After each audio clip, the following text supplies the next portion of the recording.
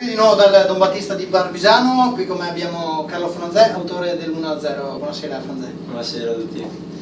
Allora Franzè, intanto auguri, oggi è il tuo compleanno. Grazie. Festeggiato con un gol dell'ex l'anno scorso a Cironese, Certo. soddisfazione. Ci tenevo tantissimo, per mia fortuna è arrivato, il rigorista ero io, ho avuto l'occasione e sono riuscito a fare gol. Sono felicissimo e basta. Bravo a guadagnarti il calcio di rigore subito, dopo neanche un minuto. Sì. Hai messo la partita in discesa per il Barbisano. Sì, dopo loro comunque il derby si sono buttati un po' avanti, noi abbiamo avuto fortuna in due occasioni che abbiamo fatto fino al 3-0 e da là la partita per noi dovevamo solo gestirla.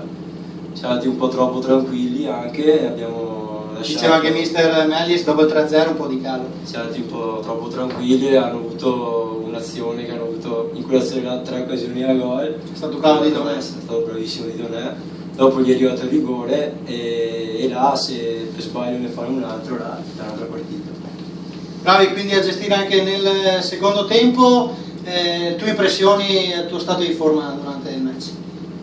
Tenendo conto che siamo a fine agosto. Appunto, siamo ancora così, non sappiamo se siamo così, se siamo meglio, se siamo peggio, aspettiamo a vedere ancora, per me, qualcosina. Una dedica al gol?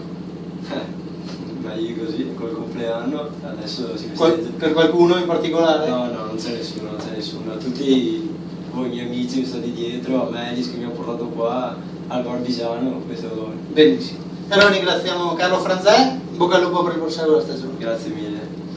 E di nuovo tutto, ci sentiamo per domenica prossima, ricordiamo la partita, seconda giornata di Coppa contro la ZTLL Sinistra Piave, fuori casa. È tutto, Andrea Andrea libera da Barbisano.